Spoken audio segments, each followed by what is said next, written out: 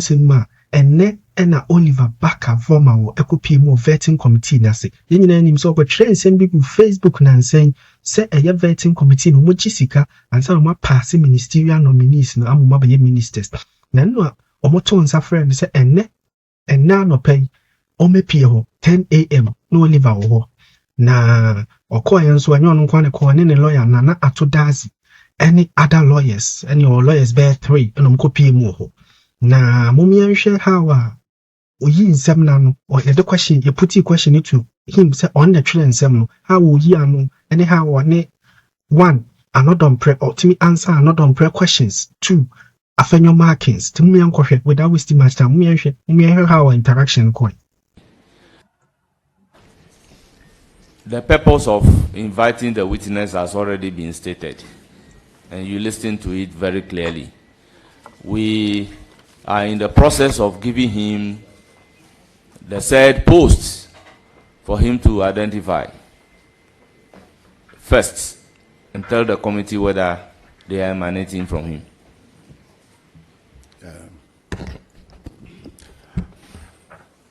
Mr. Speaker, Chairman, the leading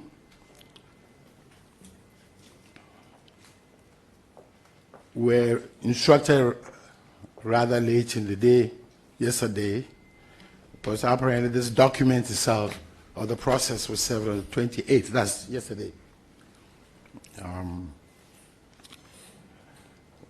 Without wanted to state our case in writing for the records, but it looks like the urgency of the matter requires that we make some response immediately.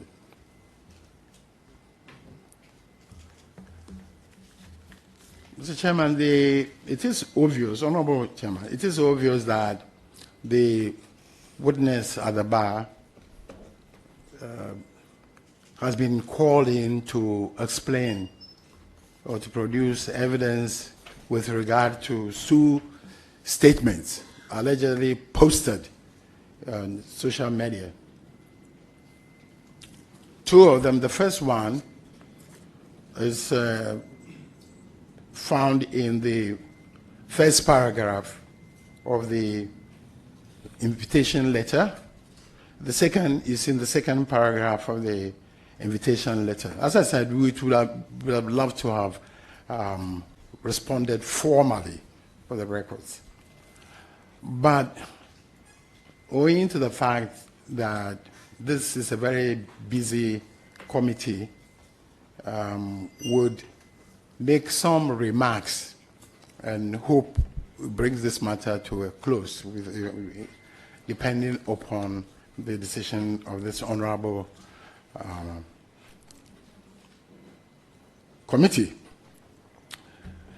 But we want to draw our attention to the fact that at the bar here, next to me is Mr. Vormawor, an organizer of Democracy Hub and a strong supporter of the democratic process. He served some time in police cells, in prisons, and generally we believe that he's a valiant warrior for democracy.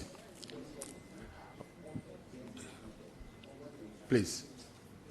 Now, we'll go straight to the second, particularly to the second statement allegedly posted by him, and clearly state that that statement is fake. He never wrote that statement. He never uttered that statement. He never posted that statement. That statement says, with your permission, that NDC members on the vetting committee take money from Mahama's ministerial nominees before approving them. The Deputy Speaker must submit himself to oral. This is not from Mr. Baka Vormawor. And that's where we end that on our side. It's fake.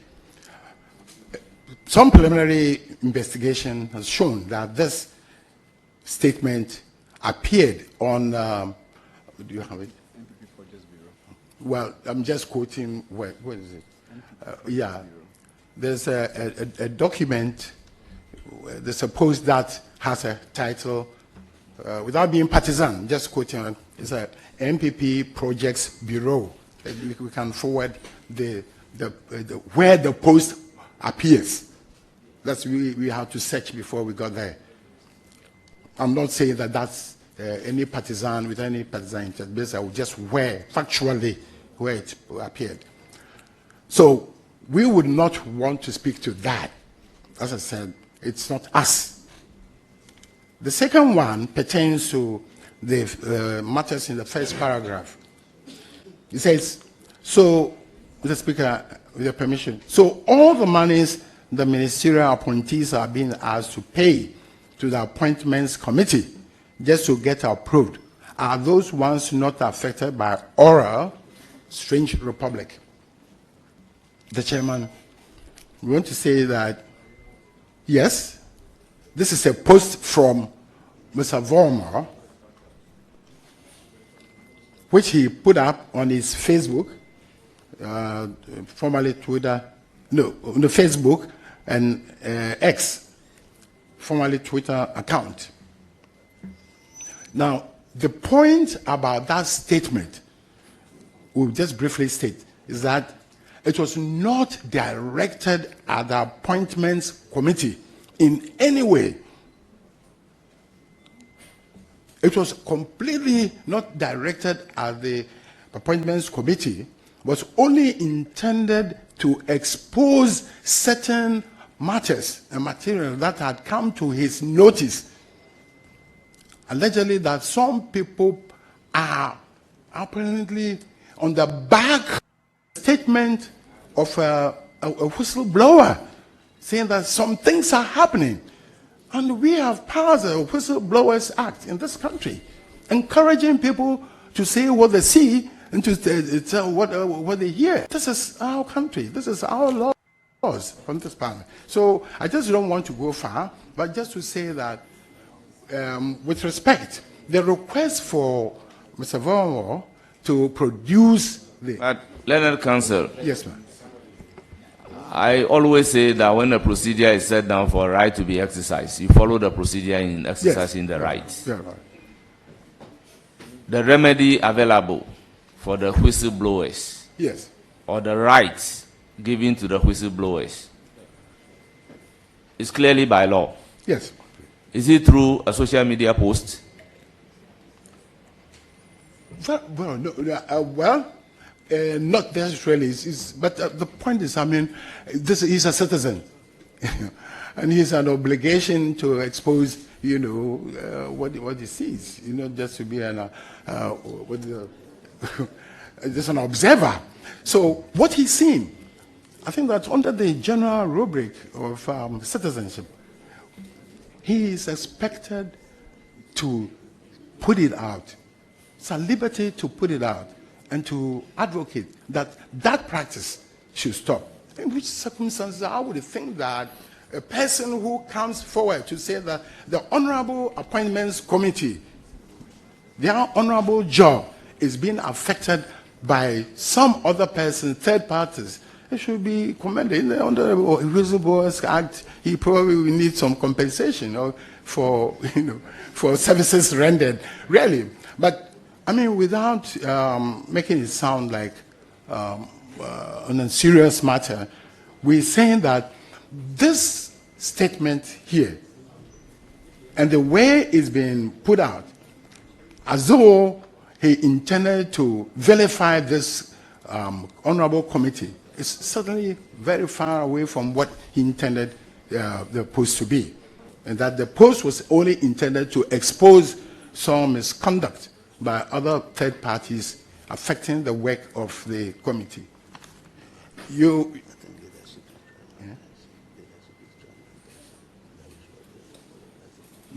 Yeah. So with all due respect, you only have to be to hold a public office to understand that this is a normal practice by people to take advantage of people in public office. as you doing your job, and then other persons are probably, riding on the back. But we are not here to contend this particular issue. This paragraph, as I said, was written by Vormawor, and he admits it. It's unfortunate that it's being subject to a second interpretation or misunderstanding of what is written. And as a supporter of democracy, he's ready, willing, and prepared to, one, apologize for this misunderstanding here, and also to withdraw the post.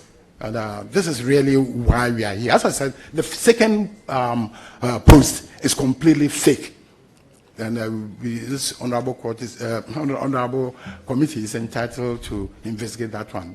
But we will fight that one tooth and nail anywhere we face. The second one, we apologize if there's a misunderstanding or it's sending the wrong vibes down this appointments committee. Clearly, it was Learned Counsel, I have a difficulty using the word misunderstanding.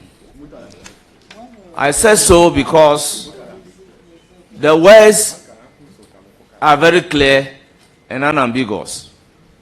I'm making reference to the one that he is admitting as the author. It says, so all the monies the ministerial appointees are being asked to pay to the appointment committee just to get approved are those ones not affected by aura. So it means there is some evidence that the ministerial appointees are being asked to pay money to the appointment committee. This is an emphatic statement. Yes. So let's deal with this. Then we can come to the statement that he's denying not being the author. We really want to get to the root of the matter. Mr. Chairman. Because this is being cyclical. Every vetting cycle, allegations are made against members of the appointment committee. And they make these wild allegations and get away with it. Learned Counsel, we may not always be members of this particular committee, because those who were members of the committee in the previous parliament, some are not members here.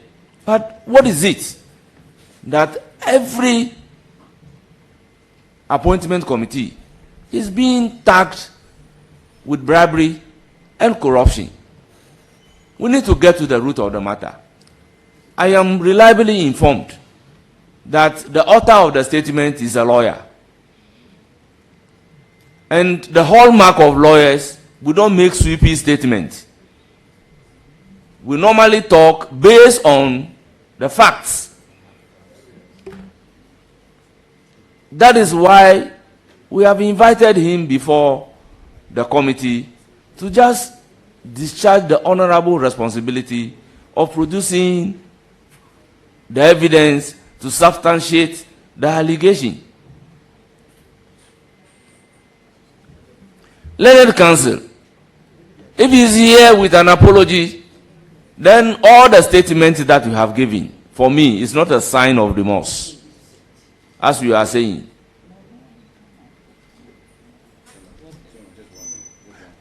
Mr. Chairman, with all due respect, it's unfortunate my intervention would appear to be undermining the honorable, thoughts for which we appear here today.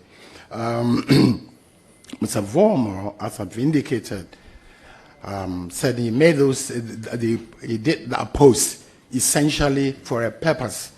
That purpose, as I indicate, would appear to be read in another view.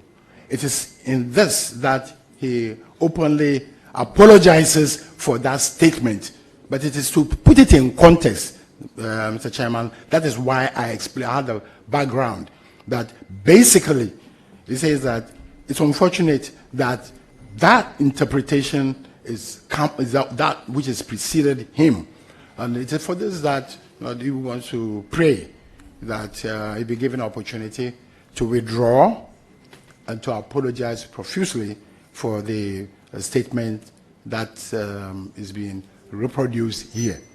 That's what it is.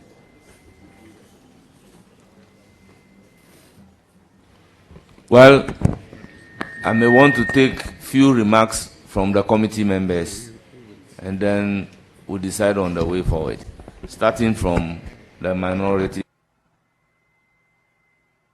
chief whip, Honorable Annor Dompre. Okay, Chairman, thank you for recognizing me, and welcome our suspect and all the counsel, and a senior counsel who I know quite well.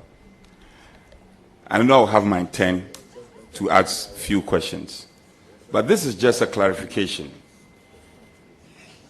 specifically based on the presentation, counsel, you made. Let me first of all say that the Post has put this house and this institution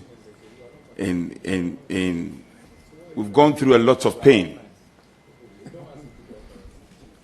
Would you mind to clarify on record? You had previously said that you associate yourself and you are proud of the first post. The second post is not coming from your client. Is that what you said? This is just the first question I want to ask you. And then you also said that you sought out to expose certain happenings. These are my initial observations. As a very respected counsel, and I know you, a very respected counsel, and you had earlier prefixed your statement saying that it was to expose certain happenings. Yes. With the benefit of hindsight and the furore of complaints coming from civil society, media, and all that, would you say that what your client did is something you are proud of? Well, yes. Well, for me, with all due respect, Mr. Chairman, Parliament is all that we have in this country, and we must all protect and do everything to protect the image and standing of Parliament. I have personally participated in various acts to, show up, to create and show up Parliament. So I'm grateful for your comments, but I just want to indicate that.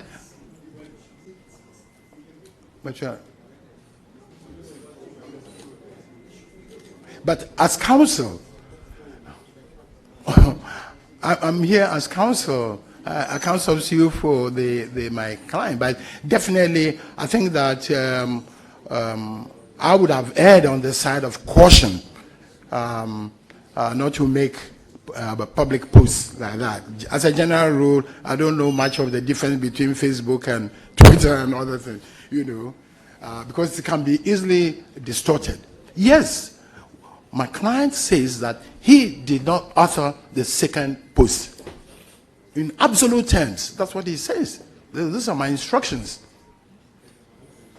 And we have the text, it can be produced to see where it appeared from. Absolutely. It would appear as though the second text is the way it is couched. Is that has fueled the anger, if you may permit me, the anger and irritation of not only this honorable committee, but also the general public, because that second post is tasteless. It's not right. So this is what I would say. Yes, I wouldn't, but this is his position. Right? It's absolutely not his doing. It's not his act.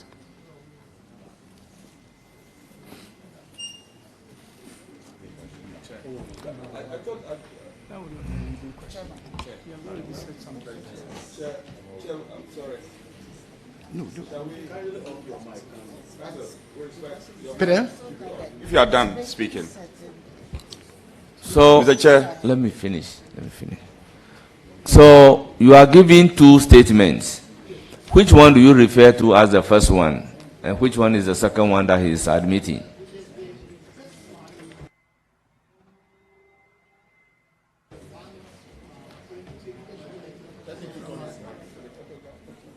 The first paragraph, if you read the invitation letter, the one that says, so all the monies the ministerial appointees are being asked to pay to the appointment committee just to get approval, and are those not the ones affected by oral? Yeah. And I'm saying that, yes, he admits posting it, but he said that it was intended for some other purpose. Okay. Then the second one. Very well. So, may I find out from him whether the picture holding microphone to speak is his picture?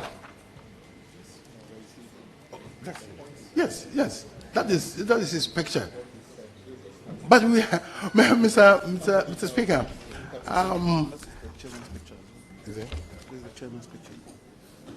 Mr. Chairman, I see your picture is also on there.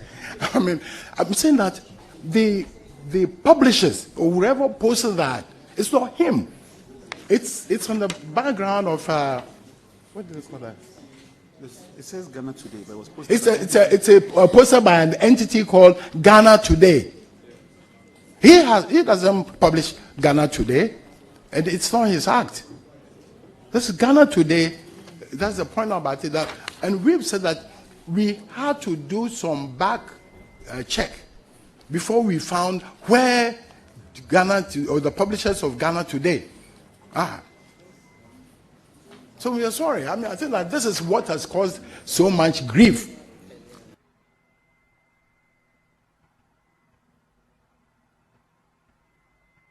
But I am just seeking a clarification, so that members of the committee will be clear regarding what he is admitting to have uttered. Yes.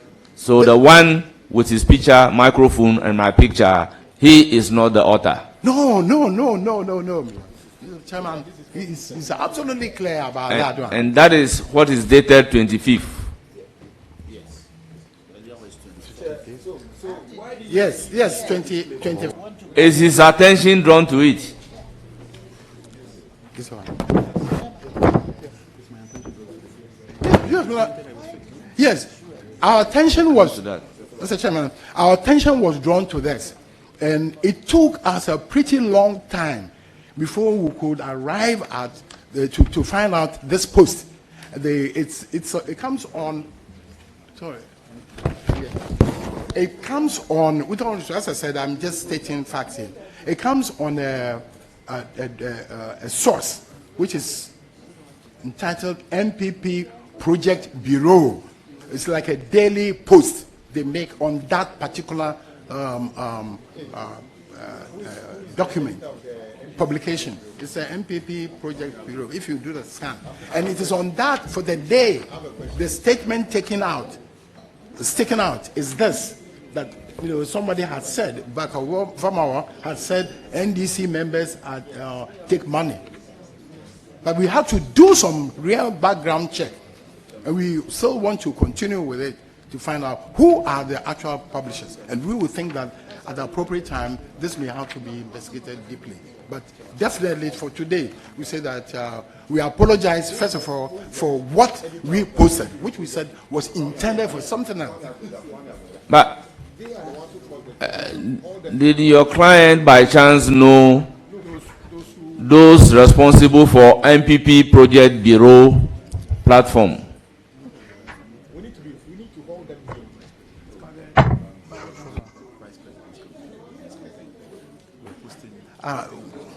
Well,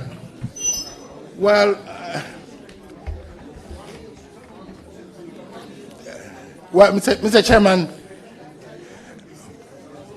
Mr. Chairman, my client has received some information about who apparently would have been posting or preparing and publishing the MPP Projects Bureau. But I don't think that we want to go that far. But we've given you this this committee, that's MPP Projects Bureau. Yes. Learned Council. Yes. I'm towing that line. Yes. Because we want to really deal with the issue. Now, he is saying, I never uttered this. Yes.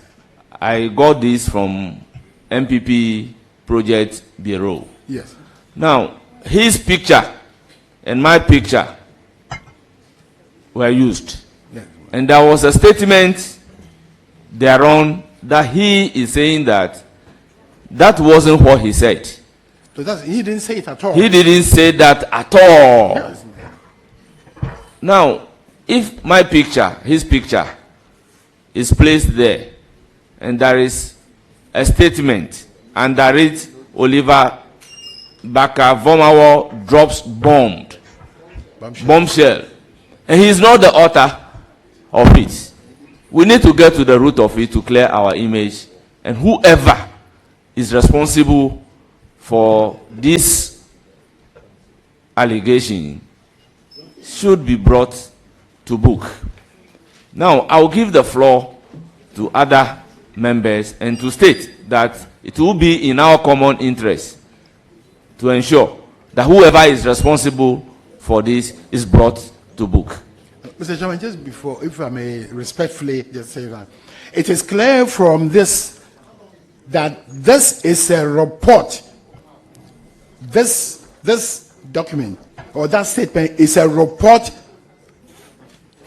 that's been set out by somebody. It's a reported speech.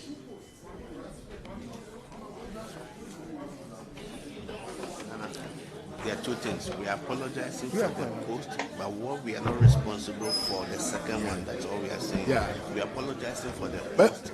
Honourable members, order. Mr. Chairman, if I may just, we just want to declare that one. Honourable members, order. Yeah. Mr. Chairman, so we Honourable members, order. We want to make it clear that we are here respectfully to apologize for the post we made, but we are unable to apologize for the post we have not made. Legal Counsel, on that basis, I agree. We will appropriately give him the floor to do the needful, but we need to be clear. And once we are clear, I'll open the floor for two comments, and then we'll get to a stage where he will be given the opportunity to apologize and pull down what he is taking responsibility for. And the committee will go further to deal with.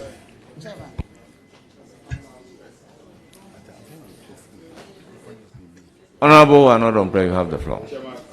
Thank you. Thank you very much. Please, can you off the mic, please, Counsel? Chairman, with your indulgence, I want to question the suspect, not his counsel. All my questions, I expect the suspect to answer, not the counsel. I want to lay that basis first. No, I want him to respond to the issues. No, I want him to answer my questions. He should answer my questions. Well, now, this is my first question. With greatest of respect. No, I want him to. Honorable members, let's have some order. Honorable members, let's have some order. Honorable members. Good. Honorable members. Me. Order. Okay. Honorable members, order. Honorable members. Once the witness is here with a lawyer of his own choice, why would the Constitution guarantee that right? Which right I must preside over its violation? I'm unable. Very well. To ask my question. Counsel, may I have your attention? I have your attention. You had earlier said that one of the posts is not or was not put out by your client. Yes, it was not. You said that? I've said that repeatedly, sir. Good. Respect. So, when did you realize this? When did this come to your notice? Mr. Wait, Speaker, we'll get to that. well, I was.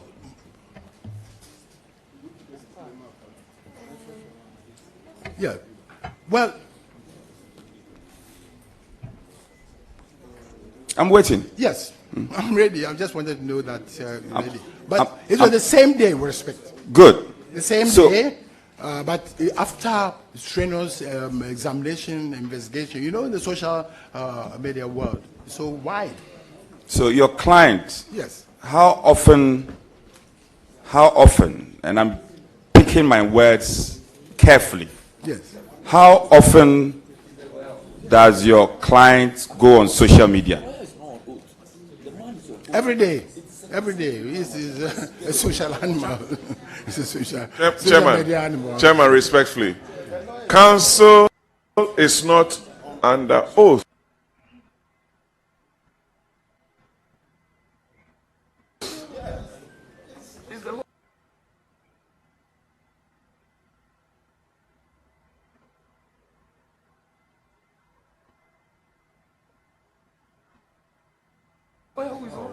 And secondly, Mr. Vormawor posted those issues on his account himself. So he's the right person to be answering those questions. Please. Chairman, yes, you mean. I don't understand. Chairman, if I have your permission, Please. okay.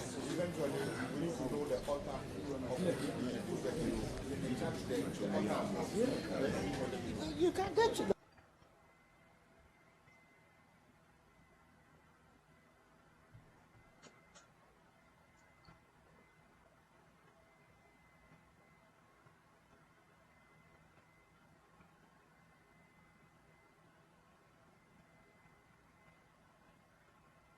The bottom of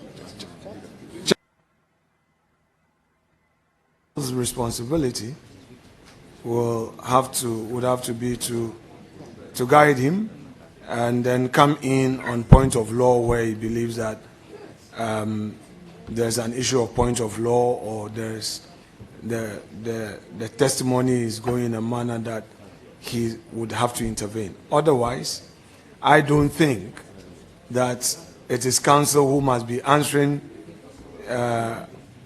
questions and the man is sitting somewhere. So, Chair, sure. Counsel, I want to put it to your client that the post that he says or claims to admit to was posted on the 24th of January at 9:25 p.m. Is that correct? Mr. Chairman, I've been instructed by my client No. to deny that statement. Let he's on oath. Let him answer. Let him answer. He's on oath. It's okay. Let him allow him to answer. No. With all due respect. No, with the greatest respect, it is our position that let the man answer. Let him answer. Let him answer. Let him answer. Mr. Nana, please let him answer. Please let him answer. That is the direction from the chair. Let him answer, please. Please get him the mic to answer the necessary questions. Counsel, with respect, unless